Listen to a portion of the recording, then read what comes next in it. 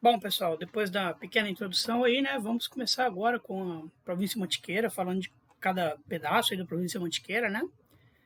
Eu estou gravando aqui em condições ainda de campo, então eu contei, por exemplo, com a ajuda aí do Calota, que me forneceu alguns slides, né? Vou colocar aí onde está o nome dele, porque eu ainda estou numa configuração de campo aqui. Vamos ver se a gravação vai ficar legal aí para vocês, tá bom? Então tem algumas fotos aí dos campos de geologia do Brasil, que a gente fazia normalmente com calota no Oroja no Araçuaí, né, cobrindo o Oroja no Araçuaí inteiro. Depois que eu assumi essa disciplina, eu dei algumas vezes esse campo no Oroja no Araçuaí, mas depois eu fui mudando um pouco a situação para conhecer outros pedaços também do Brasil. Né? Mas realmente é uma história, é uma escola legal de geotectônica, essa história de Oroja no Araçuaí. Vamos ver se vocês concordam com isso aí.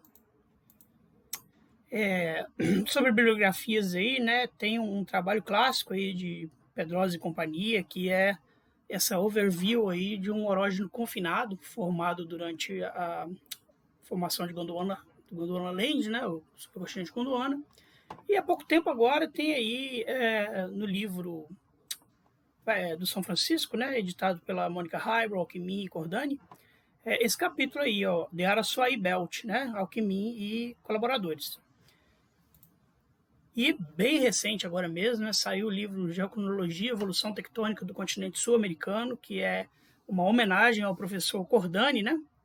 E neste livro tem uma síntese legal do estado da arte do conhecimento aí do Orogênio Araçuaí, cujos autores são o Calota, algumas de suas alunas, aí, Cristiana Araújo, Camila Gradim, e alguns dos colaboradores aí que vem trabalhando bastante nessa região nos últimos anos, aí, né? O Cristiano Lana, Ivo Ducin, na geocronologia, né? Luiz Carlos da Silva também, na geocronologia principalmente, e Marli Babinski. Bom, isso aí vai te dar uma visão que é a visão, vamos dizer assim, dessa escola do Orogênio Araçuaí, né? Uma escola que vem se desenvolvendo aí, principalmente com base na UFMG, mas com contribuições também desses outros colaboradores, né? E se quiserem visões alternativas, né, podem procurar aí os artigos da turma lá do Marcos Egídio, da Carolina Cavalcante, etc. Né?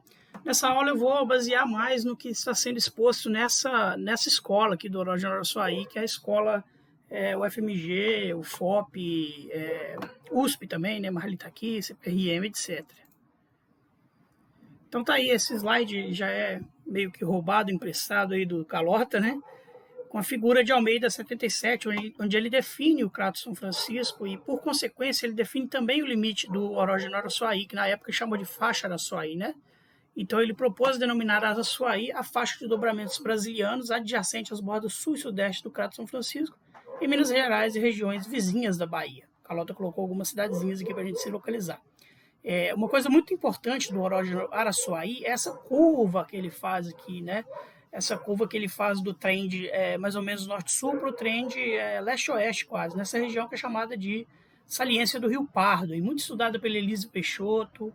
Quando entra aqui para dentro também, né, Corredor do Paramirim foi estudado aí pela Simone Cruz, Alckmin, etc. Né? Então essa curva aí já é conhecida há muito tempo, já desde o trabalho lá do professor Almeida de 77. Araçuaí é uma cidade aqui no alto médio Vale do Jequitinhonha, né? Acho que aqui é considerado médio Vale do Jequitinhonha já. E Jequitinhonha nasce no Espinhaço, aqui nos arredores de Diamantina, né? Vai descendo aqui por toda essa região do Vale, que é uma região mais pobre do estado de Minas Gerais, mas uma região muito rica culturalmente, né? E ele vai desaguar lá no sul da Bahia, né? Atravessando a cidade de Jequitinhonha, Almenara, etc. O conceito de orógeno, né, em contraponto aí ao conceito de faixa, que hoje a gente chama só a faixa externa de dobramentos e empurrões, né? Mas também envolvendo a porção interna do edifício orogênico, ele foi sugerido aí a partir dos trabalhos de Pedro Soares, Nossi, etc., né? Nesse congresso de embasamento tectônico aí no Ouro Preto, e aquele artigo que eu mostrei para vocês, do Orógeno Confinado, Pedrosa 2001, certo? E hoje a gente sabe que isso tem uma contraparte africana, que é a faixa Oeste-Congo, né? Bom, aí isso aqui eu achei muito legal que o Calota colocou e eu quis pegar emprestado dele. Tá aí como é que era o mapa geológico de Minas Gerais na escala, acho que é um para 250, essa, né? 250 mil, em 1994. Inclusive, o autor principal é o Calota, e Pedro Soares é tal, em 1994. E vocês podem ver aí que essa região leste de Minas Gerais, ela ainda era muito pouco conhecida, né? Ela estava em vários tons de rosa, porque são rochas de alto grau, são rochas guinais, ortognais, esparagnais, introduzidos por uma multidão de granitos. Então era muito difícil separar essas coisas sem ter ainda uma varredura geoquímica, uma varredura isotópica, né? Idades. Isso tudo foi conquistado aí nesses últimos quase 30 anos, né? Por muito trabalho nessa região. E aí, mais de 20 anos de mapeamento sistemático, quase 30 agora, né? Escalam para 100 mil. Olha como é que mudou esse mapa, né? De Minas Gerais, região leste aí agora. E a cobertura aerogeofísica, muito importante isso aí também, né? Ajudou a dividir isso aí tudo. Esse mapa de 2014 já está muito mais bem dividido, né? E aqui está uma divisão das folhas 1 para 100 mil, escala para 100 mil do estado de Minas. Só em 2017 que a gente foi fechar o mapeamento de Minas inteiro com a folha Ouro Preto. A folha Ouro Preto foi a última a ser mapeada na escala 1 para 100 mil. Já era mapeado na escala 1 para 25 mil, né, os trabalhos da USGS, 69, né? Desconfio que seja a região mais bem mapeada do Brasil, a região do quadrilátero ferrífero, mas ainda não tinha uma folha na escala 1 para 100 mil. E esse mapa aqui vai demonstrar para a gente, né, algumas dessas folhas foram mapeadas pela CPRM, pelos programas aí de Geologia do Brasil, etc., né? Outras pela Comig, que depois virou Codemig, se eu não me engano hoje é Codenge, né? Mas tem várias dessas folhas aí, em parceria com a Codenge, CPRM, foram feitas no CPMTC, né? no nosso Centro de Pesquisa Manuel Teixeira da Costa, Instituto de Geociências da UFMG. Então, foi uma escola que contribuiu muito no mapeamento geológico do estado de Minas Gerais. O último grande projeto foi esse projeto Triângulo Mineiro, né? Que faltava fechar essa parte do triângulo, onde entrou também a folha Ouro Preto. Mapeamento aerogeofísico, esse é o mapa gravimétrico de anomalia Bouguer, vai sair ainda, né? Isso aqui eu peguei também do Calota emprestado da apresentação dele na SBG. Gomes et al. 2020 vai sair e eu já destaco para vocês aí, vocês podem ver aqui, né? Uma anomalia Bouguer pareada muito importante aqui, próximo à altura de Governador Valadares, ó, né? Um dipolo aqui, ó, a parte negativa, a parte positiva, muito parecido com o que você tem com zonas de sutura no mundo inteiro, né? Uma placa inferior mais fria, uma placa superior onde o manto subiu, certo? Aqui são os basaltos da bacia do Paraná que fazem essa anomalia aí, né?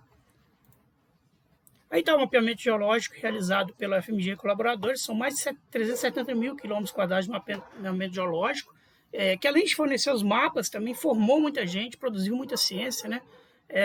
Esses mapas aí, por exemplo, no projeto Triângulo, eu fui responsável pelas folhas Tupaciguara, Uberlândia, Goiandira, Corumbaíba, Veríssimo, Miguelópolis. Estou tentando lembrar se teve mais alguma. Teve folha Perdizes aqui. E o que eu fiz, por exemplo, foi colocar um mestrando para trabalhar em cada folha, né? Folha Perdizes foi o mestrado do André Falsi, aqui Uberlândia foi o mestrado do Fernando Pacheco, o Veríssimo foi o mestrado do Denis Quintão, né? Então, com isso, a gente, além de fazer mapeamento geológico, a gente também forma gente, né? E contribui aí com muitos dados de campo, petográficos, né? Então, cada folhinha dessa aí a gente rodou mesmo, de carro, a pé, fazendo perfil, fazendo petrografia, fazendo química, fazendo tudo. Então, realmente é conhecer as coisas no campo, né? Muita coisa muda de figura quando a gente conhece no campo. Então, aqui está um pôster que o CPMTC, está lá na parede do CPMTC, né?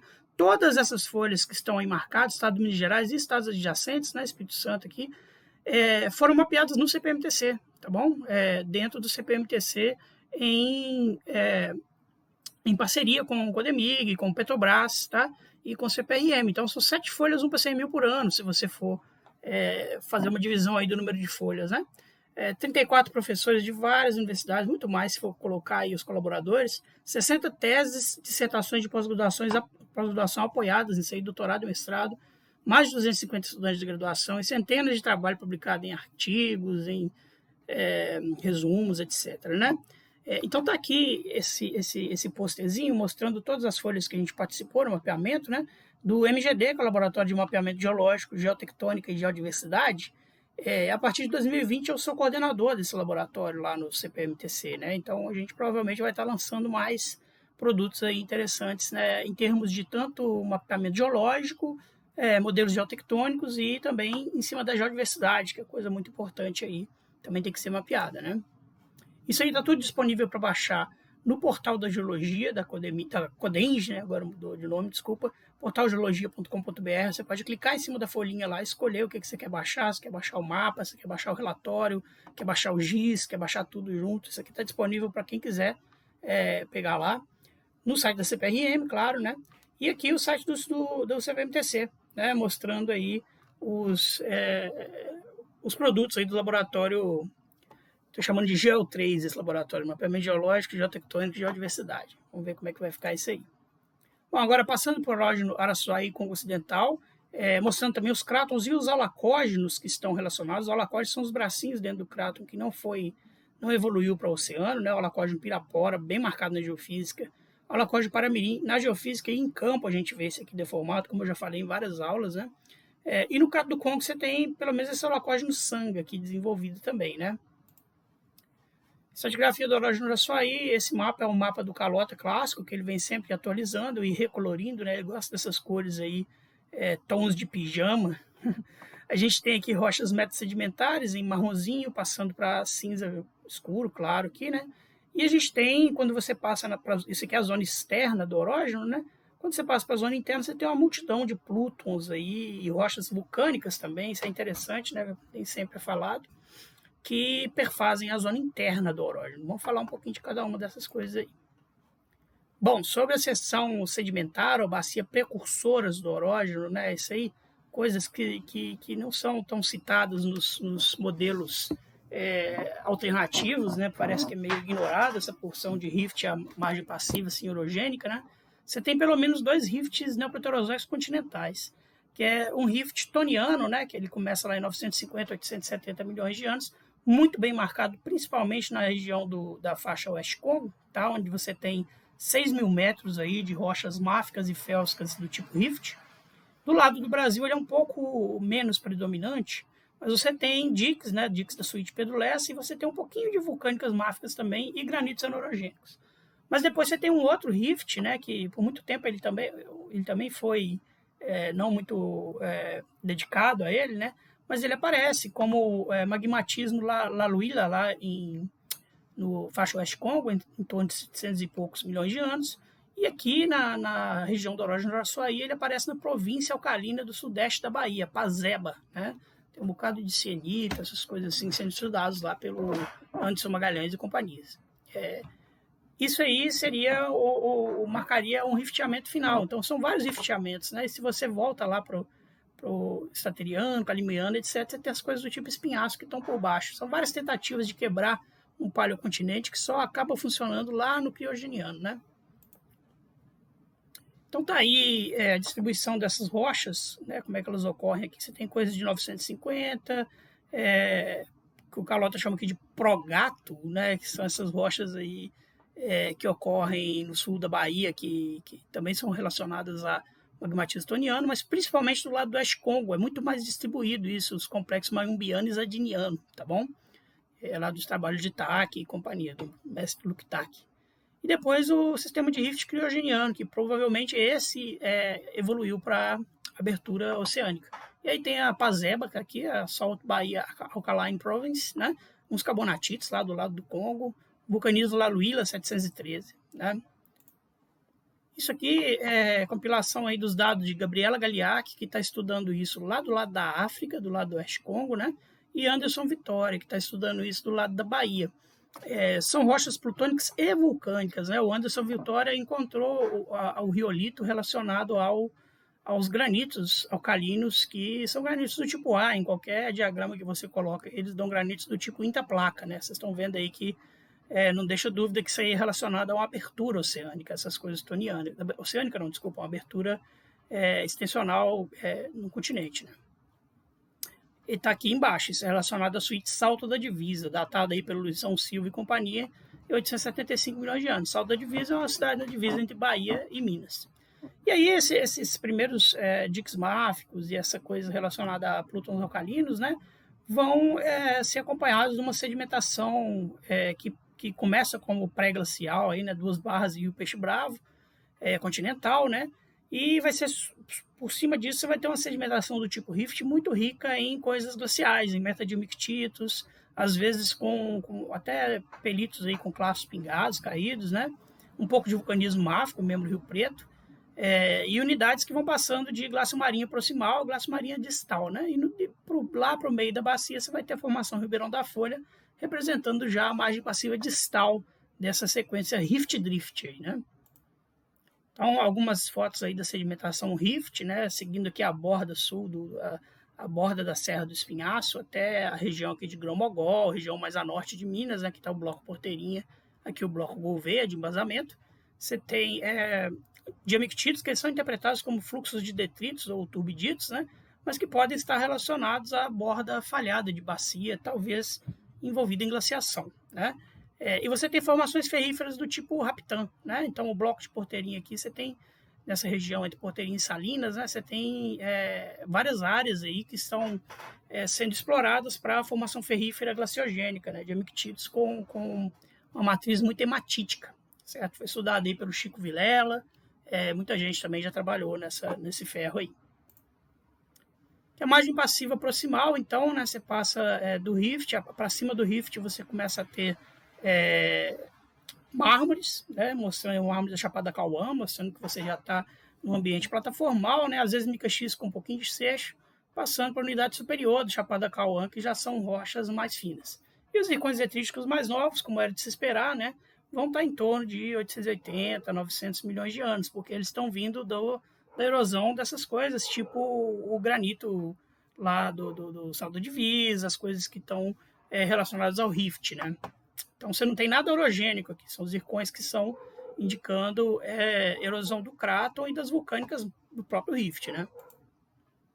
Só que aí você passa, né, entre o Criogênio e a Jacaranda, uma fase de espalhamento oceânico, né, numa bacia do tipo Golfo, que provavelmente abriu com a ajuda da rotação desses aulacóides, Paramirim, Pirapora, Nhanga e Sanga, certo? E aqui em verdinho, ó, né, aqui a gente tinha então a sedimentação rift, margem passiva proximal e distal, e lá no meio depois da margem passiva distal, você vai ter essa série de corpos ultramáficos que vem desde Santo Antônio do Grama, lá embaixo, até Ribeirão da Folha, aqui em cima. Todos eles datados em torno de 650 a quase 600 milhões de anos, por aí, né? Isso aqui está te dando um zoneamento legal, né? Rift, margem passiva proximal, margem passiva distal, crosta oceânica. E depois disso você vai ter a placa superior com os granitos, as outras coisas que estão na zona orogênica. Então, aqui algumas fotos da região de Ribeirão da Folha, que está passando aqui no meio, né? Isso é do artigo do Leandro Amaral, né? E aí a gente tem aqui como é que funciona essa região. A vilazinha de Ribeirão da Folha deve ter aí, sei lá, uns 400 habitantes. É uma vilazinha muito pequena, né? 70 quilômetros de terra para chegar. Estamos vendo aqui do topo do platô. Você tem a formação Ribeirão da Folha no fundinho aqui do córrego, né? E aí você tem, por exemplo, corpos ultramáficos grandes, como esse corpo ultramáfico do córrego do Rubinho, né? São lascas enormes que estão enfiadas aí. Isso aqui tudo é uma região, como vocês estão vendo, né? Ela está logo na zona de sutura aqui, ó, né? Então é uma região completamente retrabalhada. Na verdade, é um complexo de prisma acrecionário, né? Você não vai ter aquele ofiolito bonitinho, preservado do tipo penroso, mas você tem lascas de coisas enfiadas no meio de rochas metasedimentares. Então aqui as lascas de rochas máficas, ultramáficas que o Leandro está apontando aqui, ó. E o corpo meta-ultramáfico de córrego do Rubim, por exemplo, sendo lascado, né? Um pedaço de manto sendo lascado por cima das coisas do tipo crosta, né? Isso tudo é cavalgado por granitos, né? Que já são granitos pertencentes ao arco magmático, seria granitos da placa superior, tá certo? Tem algumas fotos de metabrestas ultramáficas, mas vamos ver umas mais legais aqui para frente. Então tá aí o Leandro, né, aqui pisando aqui no córrego do Ribeirão da Folha, que ele subiu e desceu esse córrego, mapeou para caramba lá um monte de vezes, né? E você tem uma diversidade de rochas aí, que eu vou detalhar um pouquinho cada uma delas, que todas podem ser interpretadas como pedaços de ofiolitos que foram desmembrados, tá bom? E essas rochas sedimentares que estão aí no meio, o próprio pelito onde estão os ofiolitos é muito difícil de datar, porque ele dá muito pouco zircão, é um pelito oceânico mesmo, assim, com muito pouco zircônio, mas tem rochas metasedimentares que fazem parte de outras sequências, né, que estão enfiadas no meio. Por exemplo, aqui é um quartzito micáceo, que o maior pico dele mais novo é 950, e tem alguns zircãozinhos de 740 ali, Mas o que isso quer dizer? Provavelmente isso é parte da margem passiva, né? Tipo lá, Macaúbas distal. Mas também tem xistos, do tipo esse xisto do Rio Fanado aí, que tem zircões de até 600 milhões de anos. Então, esses ofiolitos, eles estão enfiados no meio de uma bagunça danada que mistura rocha de margem passiva com rocha sinorogênica, né? Com bacia sinorogênica. Você está misturando várias bacias diferentes ali, porque você está na zona de prisma crescionário, de frente ao arco magmático, né? E essas coisas só ficam preservadas porque elas estão presas nessas falhas por baixo do arco magmático, senão já tinha sido tudo erodido, né?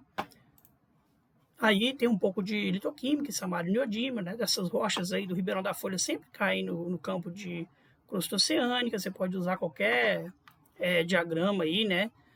Comparando os métodos proxenitos, além das rochas básicas, né? Rochas do escudo arábio-núbio, que são classicamente interpretadas aí como fiolitos, etc, né? E se você calcula o epsilon neodímio para 645 milhões de anos, ele vai de mais 7 a mais 2. Então, coisas muito mantélicas, como está mostrando esse diagramazinho aqui. Os plagiogranitos, né, datados aí agora pelo Leandro, antes também estudados pela Glaucia Queiroga, né, comparando aí com o feolitos de outras partes do mundo. Já falamos um pouco dessa idade de 645 na outra aula aí, comparação aqui dos zircões do plagiogranito com de outros plagiogranitos do mundo, Manila e Ciro aí. Mais a sul você tem o ofiolito Santo Antônio do Grama, né, que a gente também mapeou lá com a turma de Geodecampo, desculpa, né, que está aí um grande corpo de anfibolito aí, né, enfiado entre os gnáceos do complexo Mantiqueira. E ele deu idades aí em torno de 627, mais ou menos 20 milhões de anos. Você vê que o erro é maior um pouco, né? Então pode estar dentro aí do esperado para o Ribeirão da Folha. Então são várias lascas, né, de ofiolitos que estão enfiados aqui nessa zona de prisma crescionário. Você tem Ribeirão da Folha, você tem São José da Safira, né, você tem o grupo Tom Silvério aqui embaixo e você tem o grande corpo aqui, né? Você pode comparar lá com o Metles amfibolite, se quiser, do Santo Antônio do Grão. Todos eles com química do tipo Morbi, né?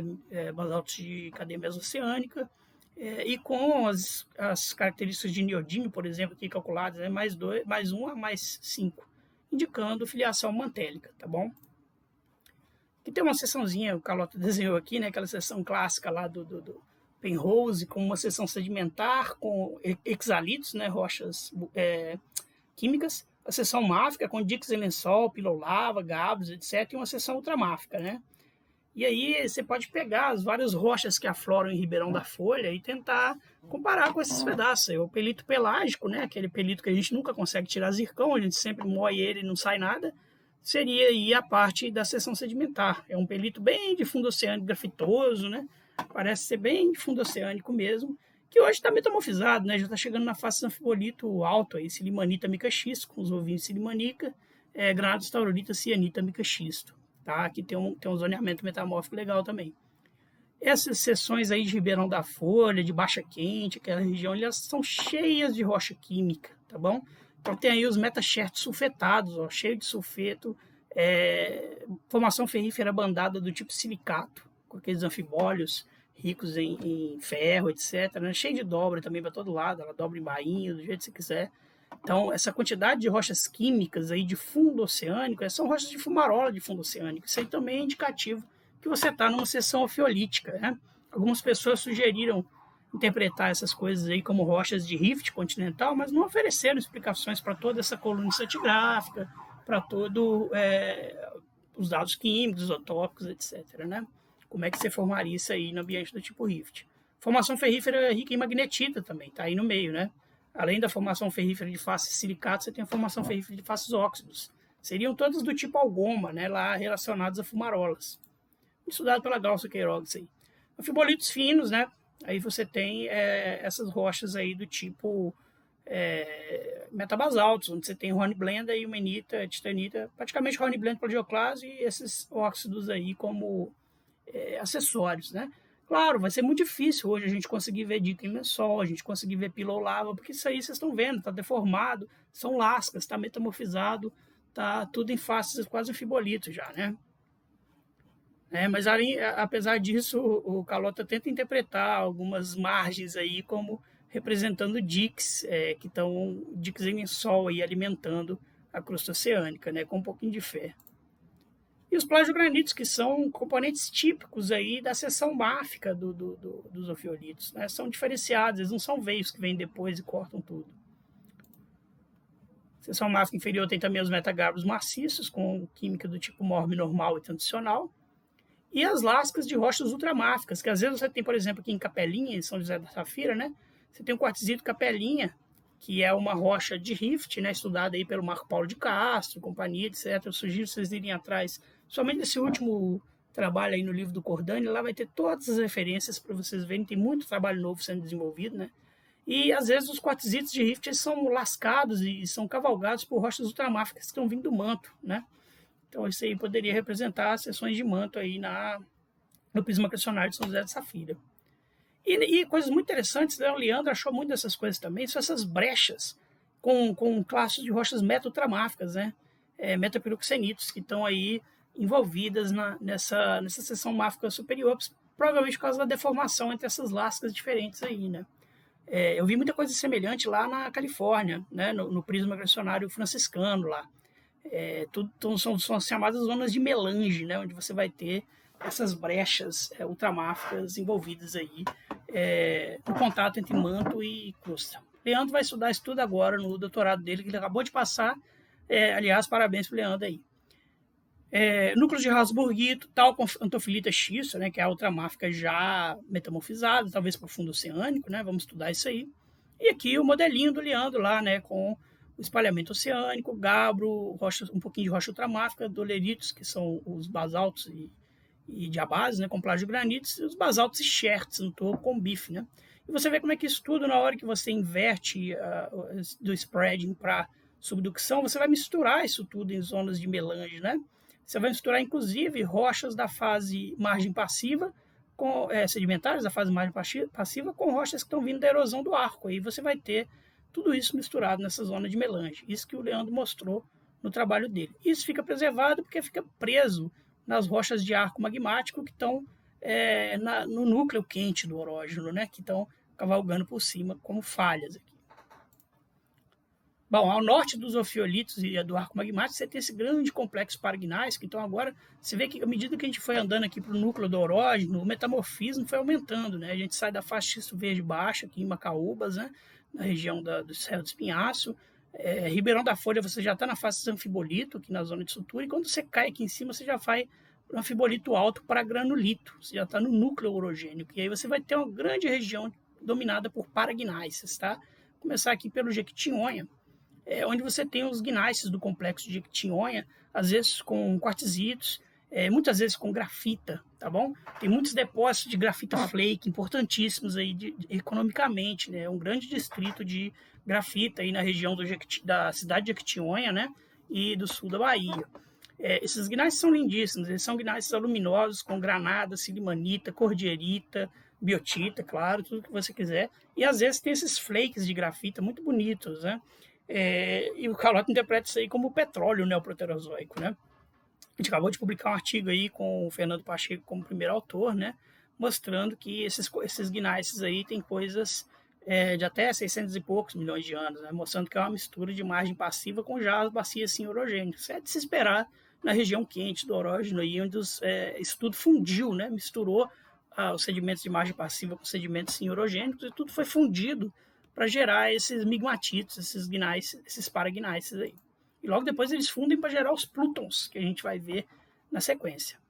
Que é o que a gente vai ver aqui nesse mapa. Então a gente tem o estágio pré-colisional, sim-colisional, tarde-colisional, pós-colisional. E isso tem um zoneamento muito claro aí, espacial e temporal para a gente nessas coisas com cor de pijama aqui que o Carlota desenha, que nós vamos começar a detalhar agora.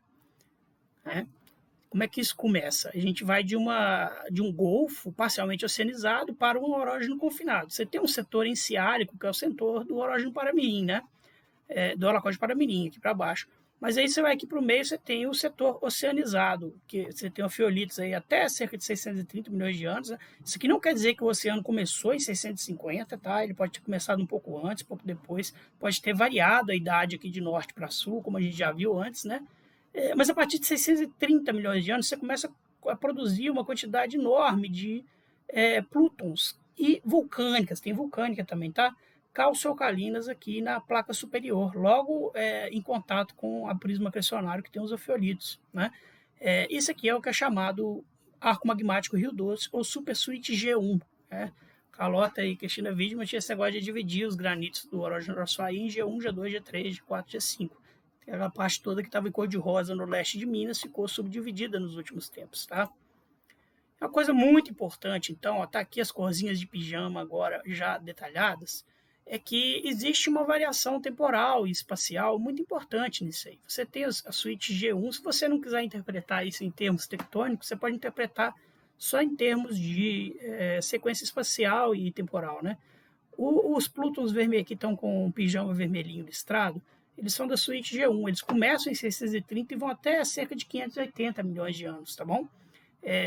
Isso são plutons calcio-alcalinos, tonalíticos, grandiolíticos, granitos, vamos falar sobre eles na sequência. Depois você tem essa grande massa G2 e G3 aqui, ó, né, que vai de 585 até quase 500 milhões de anos, tá certo? Isso aqui são as coisas sim a tarde colisionais. Sim colisional seria principalmente G2, tá bom? G4, 530 a 500 milhões de anos. Essas coisas laranjas são pegmatitos que em geral não estão deformados, tá bom?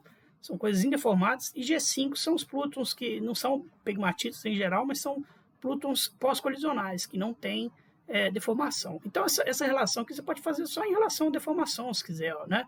G1 são plutons pré-colisionais, quer dizer, pré-deformação principal, foliação principal. G2 são sim foliação principal. Você vê que ele tem uma forma toda irregular, porque ele vai entrando e permeando aí onde ele pode no edifício orogênico, né? E esses outros dois aqui, eles praticamente não têm deformação, a não ser nas bordas dos plutons, né? Nas bordas dos plutons, eles podem pegar alguma deformação de colocação. E você vê como é que esses pós-colisionais, eles têm as formas mais bem definidas, né? Formas plutônicas aí, bem definidas mesmo. Ao contrário do sim colisional, que está aqui todo, né? Então, não estamos nem falando ainda de ambiente tectônico, estamos falando de coisas que vêm antes da foliação, G1, coisas que vêm durante a coisas que vêm depois da foliação principal, G4 e G5, tá bom? E vocês veem aqui, né, um compilado aí do Pedroso Soares et al. 2020, que é esse que saiu agora no trabalho do Cordani, lá no livro do Cordani, né? As idades dos plutons G1, ela tem dois picos aqui, em 620 e 590, mais ou menos, né? Os plutons G2, aqui é o número de datações, tá? Então, quase 500 aí, 390 e tal. Os plutons G2, sim colisionais, né? Eles têm um pico em 580, mas vão até cerca de 540. Os G3, que são G3, G4 e G5, né? Que são os tarde após colisionais, eles vão já a 530, 504 milhões de anos. E aqui algumas idades de metamorfismo regional, né? Idades de titanita, idades de monazita, essas coisas assim, mostrando que o pico é em torno de 560 milhões de anos, mas você tem coisas aí talvez relacionadas a colapsos, lá para frente, 500 milhões de anos. Então vocês veem que aqui, ó, a gente tem mais de 100 milhões de anos de magmatismo, né? E essa tentativa aí de separar em pré, sim e pós-colisional, se você não gostar de G1, G2, G3, você usa os nomes locais, como você quiser, né?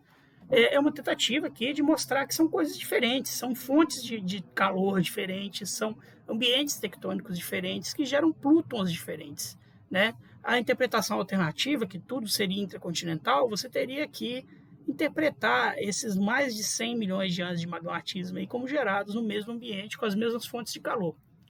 Não seria impossível, mas aí como que você vai explicar as diferenças químicas, as diferenças petrográficas, as diferenças de rocha entre eles? Vamos ver isso agora.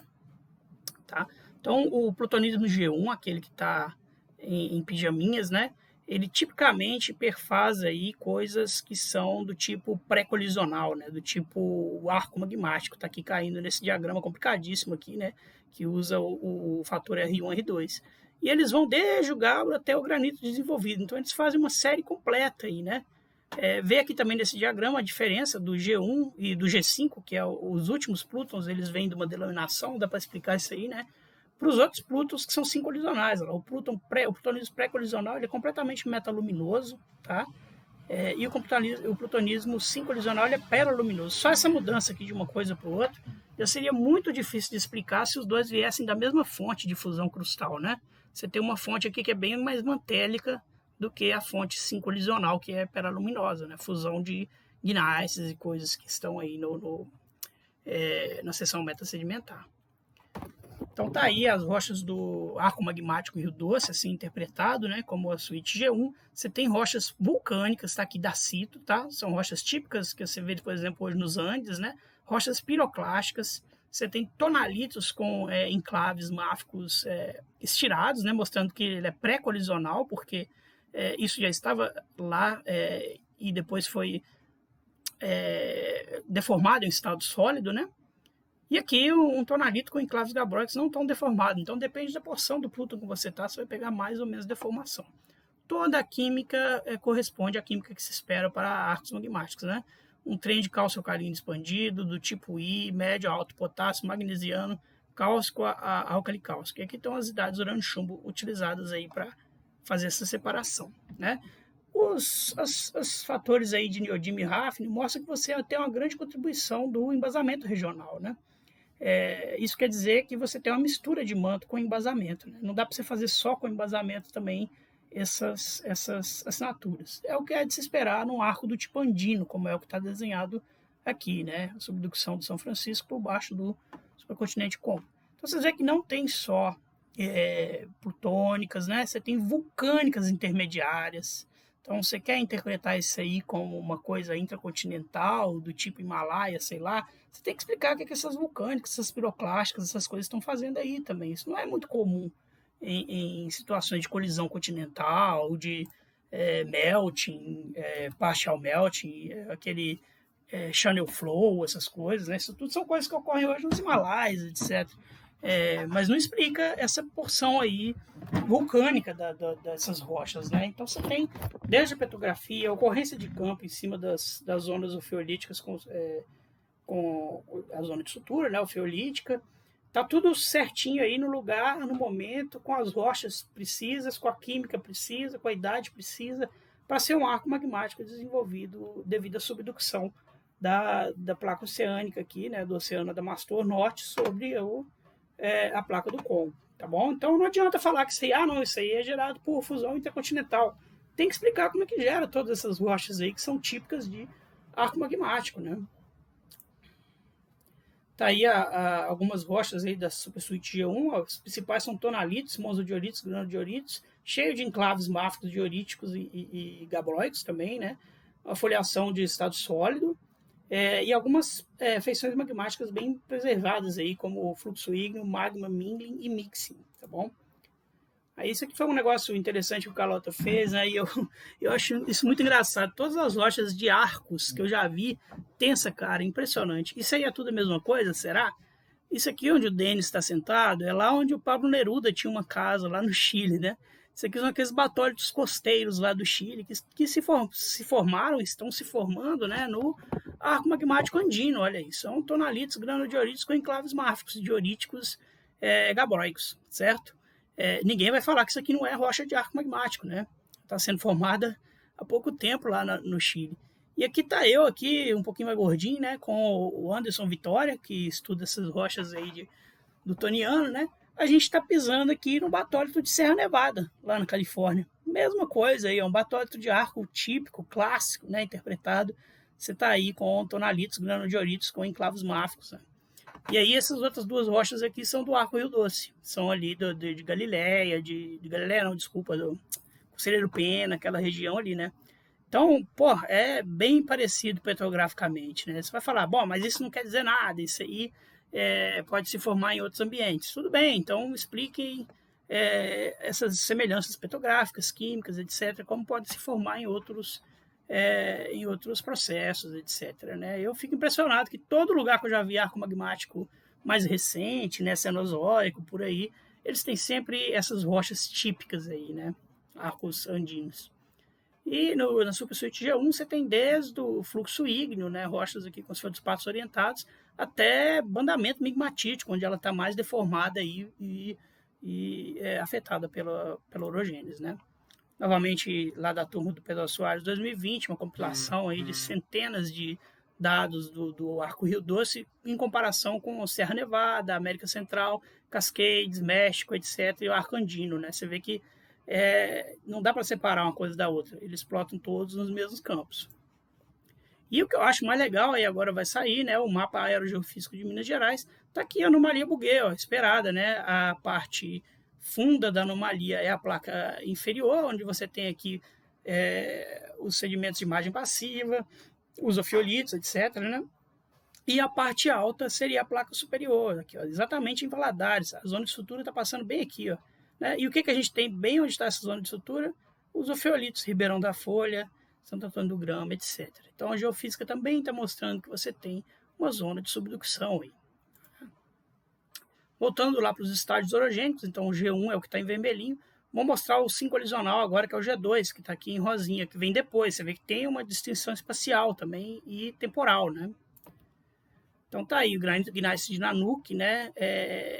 Os granitos G2, eles não são plútons balões, né? Normalmente eles enfiam na foliação, então eles ficam bem orientadinhos, são granitos foliados, né?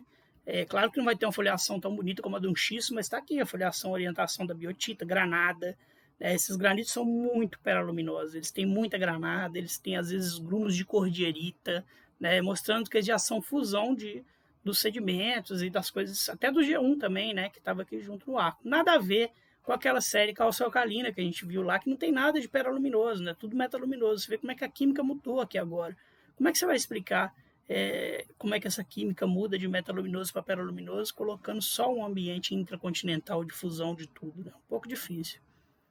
Então, tem umas relações aí muito legais, né? Onde a gente vê que gneiss, por exemplo, do complexo Nova Venécia, que representam bacias aí relacionadas ao arco, né? Eles vão fundindo, a própria fusão deles, eles viram migmatitos, os migmatitos vão virar os grandes batólitos do tipo G2, como Carlos Chagas, aí, né? Seria o Melt Collector aí.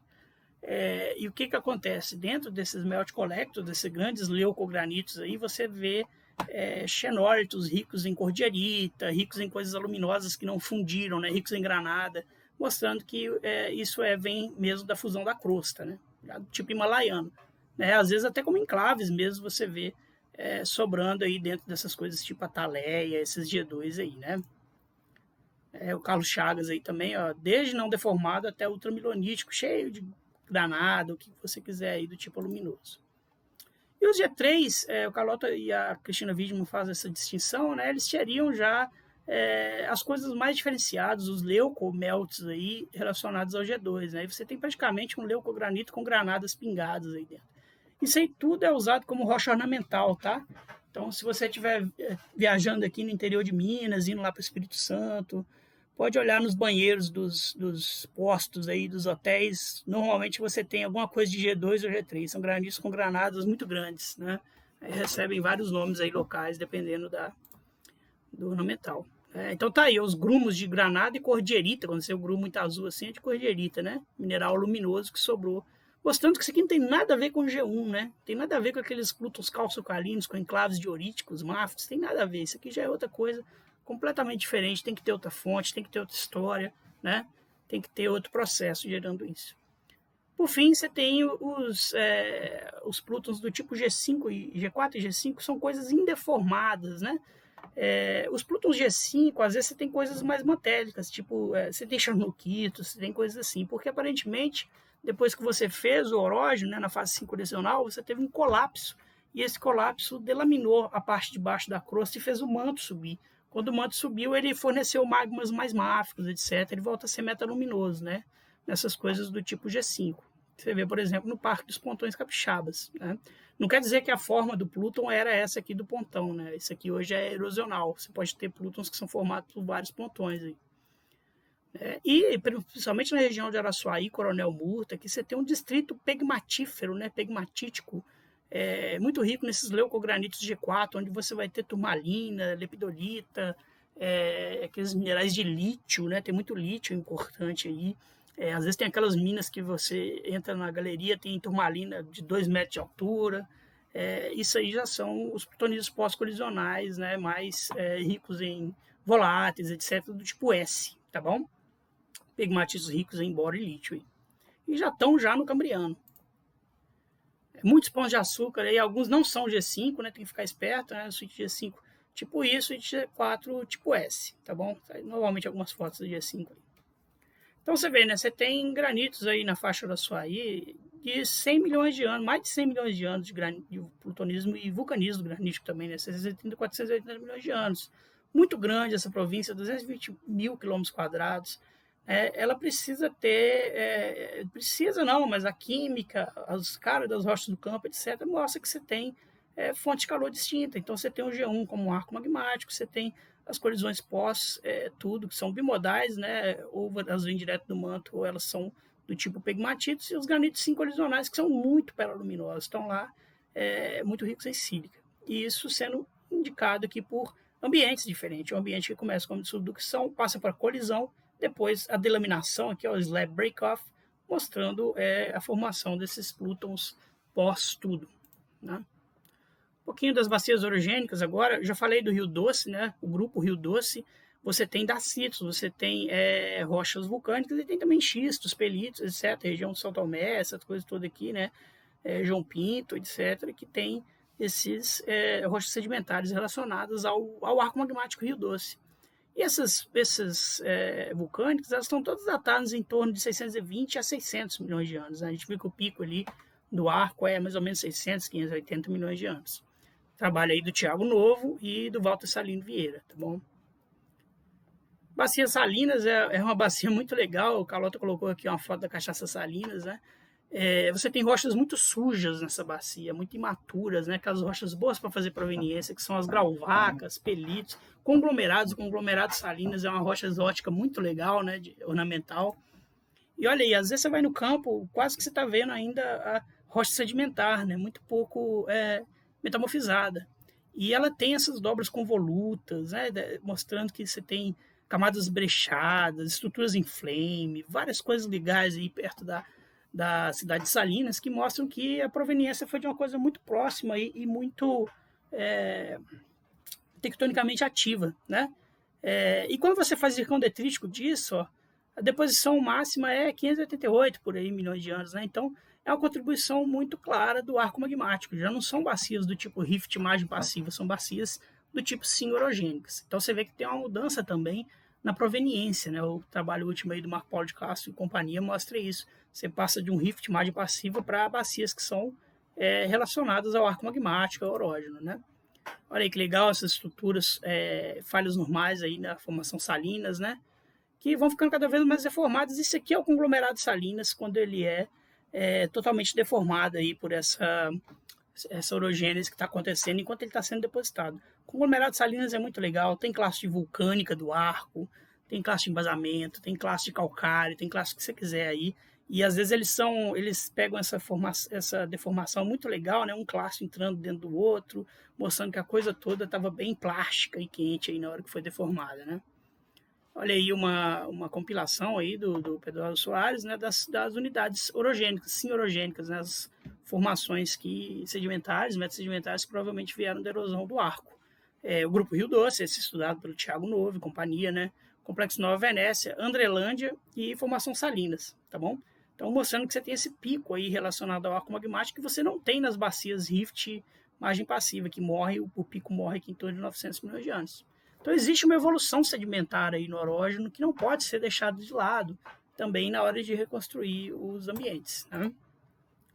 Bacia retroarco ao complexo Nova Venécia, aqui na região do Espírito Santo, né? Os zircões detríticos vão até 608 milhões de anos e são gneiss aí muito luminosos também. Né? Quando você metamorfiza rochas metasedimentares do tipo xistos, etc., em grau muito alto, você vai ter silimanita, granada, cordierita, gneiss. Rochas muito bonitas aí que afloram nas estradas do Espírito Santo. Então tem um modelinho para essas rochas aí, né? Ficou um pouco apagado aqui, mas aqui está a margem passiva, enquanto isso você está tendo plutonismo no G1, depositando o grupo Rio Doce e o complexo Nova Venécia na região de Beck-Arc, tá bom? Que vai fundir para caramba para formar o magmatismo sincronizacional depois. Uma correlaçãozinha rápida aqui então com o lado da África agora, né?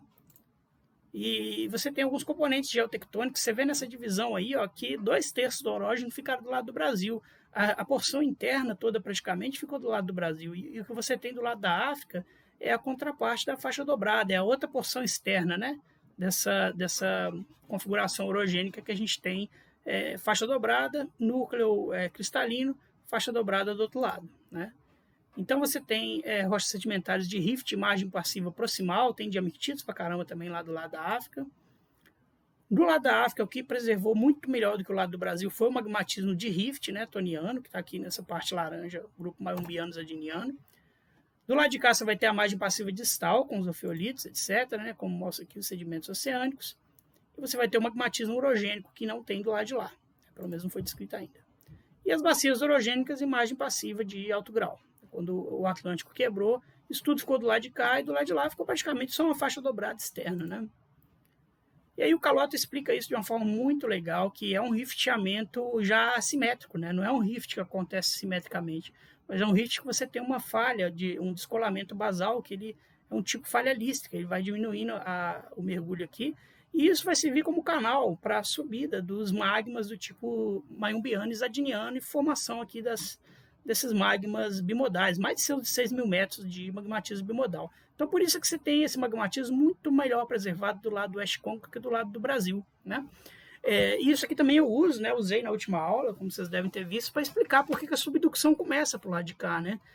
Quando você tem uma margem do tipo rift rica em magma, ela é muito boa para começar a subducção depois, tá bom? Então tá aqui o grupo mayumbiano, que são as vulcânicas félsicas e arenitos, e o grupo zadiniano, com conglomerados arenitos, pelitos e vulcânicas márficas. Então, típico vulcanismo bimodal de rift, tá bom? Isso tudo aqui está sendo cavalgado para cima do Congo ali, né, do Cráton do Congo. Um pouco da estratigrafia dessa faixa, então tá aqui os grupos zadiniano e mayumbiano, né, em torno de 900 a 1 bilhão de anos, e isso é seguido aí por rochas, né, do tipo rift continental, com diamictites. Lá na West Congo é muito bem feita essa divisão entre diamictite inferior e diamictite superior, né? E acima do diamictite superior você tem a plataforma xisto-calquer, que é uma plataforma carbonática que deve ser correlata aí ao grupo bambuí, né? Com os red beds no final lá, mais novos, provavelmente já adentrando quase o cambriano. Algumas fotos aí do riolito mayumbiano, de 920 milhões de anos, né? O granito Nock, seria também um granito do tipo A, né, aí no eixo térmico do rift continental. Diamictite inferior, poderia ser correlacionado à glaciação esturtiana, tá bom? E aí o segundo diamictito, que poderia ser relacionado à glaciação marinoana com o seu típico carbonato de capa. Nessa pedreira que a gente vê o dolomito de capa com a intercalação do diamictite superior. Então lá eles têm essa coisa de mistite inferior, mistite superior, diamictite inferior, diamictite superior, uma divisão mais clara aí do que a gente tem do lado brasileiro. Isso aqui é o grupo Macaúbas, só que do lado de lá. Né? A arquitetura tectônica vocês podem pegar no trabalho do Alckmin, lá do Nutcracker ou qualquer um outro desses. Você tem as zonas de Fold Thrust Belt ocidental e do West Congo, né, que são divergentes aqui, uma verge para um lado do Cráton do São Francisco e outra para o lado do Cráton do Congo. A zona de colapso Chapada Cauã, nessa zona aqui, foi uma das zonas já da porção central, a gente tem várias estruturas normais que indicam colapso do orógeno, tá? Saliência do Rio Pardo, muito estudada aí para Elisa. Zona de Itapebi, dominada por transcorrências aqui, tá? O núcleo metamórfico magmático, certo? E o bloco de embasamento Guanhães, e tem um bloco Porteirinha enfiado aí no meio também. Correlacionando, então, se a gente juntar essas duas seções aqui, né, vai ficar claro para a gente que a gente tem um rift continental que passa por uma margem passiva do lado do São Francisco e um rift continental que passa por uma margem passiva do lado do Congo, né? E a porção central aqui do orógeno, que é a parte mais cristalina, né? Onde você tem vulcânicas, plutônicas, relacionadas desde a fase de arco até o pós-colisional, ficou preservado só do lado do Brasil, né? Então tá aí essa ligação. E aí você pode fazer os perfis aqui no Brasil, tanto norte, chama essa parte de Chapada Cauã de Colapsilândia, onde você tem as falhas normais relacionadas ao colapso do orógeno, né? Isso o Alckmin descreve muito bem. O perfil central, já juntando com o West Congo do lado de cá, então você tem exatamente aqui, né? Tanto no norte você vê a estrutura lá, vergindo para um lado, vergindo para o outro, né? Aqui também, vergindo para um lado, vergindo para o outro, com o núcleo orogênico, né? E aí passando para o perfil sul, tá bom? Então, o outcome final disso aí é um orógeno completo dentro de um embainhamento catônico. Você tem um zoneamento completo que a gente espera aí para anatomia de um orógeno, né? A margem de Fold Thrust Belt de um lado, Fold Thrust Belt do outro e o setor cristalino no meio, com os ofiolitos onde devem estar, com a anomalia de Bouguer onde deve estar, né? Com os magmatismos pré, sim e pós-colisional onde devem estar. E aí, muito importante, apareceu há pouco tempo agora, né? Vinham falando isso aí, que uma coisa para falar de zona de subducção, você tem uma zona de sutura, é você ter rochas de alta pressão, ultra alta pressão, que indicam que você teve que jogar as rochas lá no fundo do manto e trazer de volta. No fundo não, né? 100 km superiores aí, e trazer de volta, para mostrar que você teve subducção. E há pouco tempo agora foi encontrado e está sendo descrito aí não só o magmatismo de alta pressão, até 17 kbar, como também o magmatismo de ultra alta temperatura, né, granulítico aí. Isso aqui pelo Heike de Gler, né, foi aluno aqui do Carlota de doutorado, um aluno alemão, e isso aqui pelo Pedro Leonardo, pelo Petros, né, está estudando essa região aí, está sendo tudo agora sendo integrado nessa história.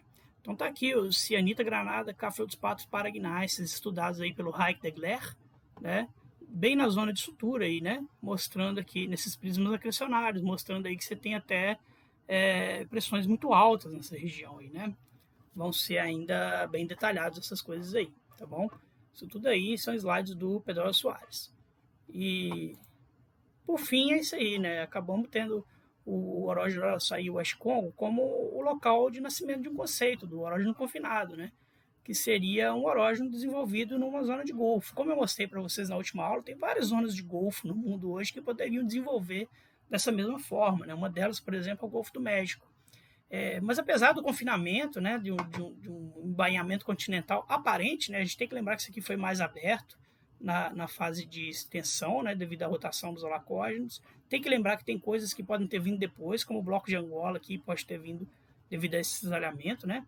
Mas a gente tem vários corpos ofeolíticos que indicam espalhamentos oceânicos, e a gente tem magmatismo orogênico desde um arco vulcânico até colisionais e pós-colisionais. Né? Isso tudo é mais simples de explicar com um ciclo de tectônica de placas, tá certo?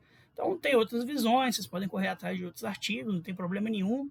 Eu quis dar essa visão nossa aqui, porque é uma visão mais baseada na nossa história como escola do Orógeno Araçuaí. Não significa que outras pessoas de outras escolas, de outros pensamentos, não possam vir e trabalhar com isso. É claro que podem, né? Mas precisa levar em conta tudo isso que foi desenvolvido, né, pelos vários grupos, e também tentar explicar todos esses dados levantados aí pelos trabalhos de campo, pelos trabalhos petrográficos, pelos trabalhos geoquímicos, pelos trabalhos isotópicos, pelos trabalhos de geofísica, tá certo? E por toda essa integração. Então, tudo bem, isso aqui foi a última. Na próxima a gente vai para Orógeno Ribeira.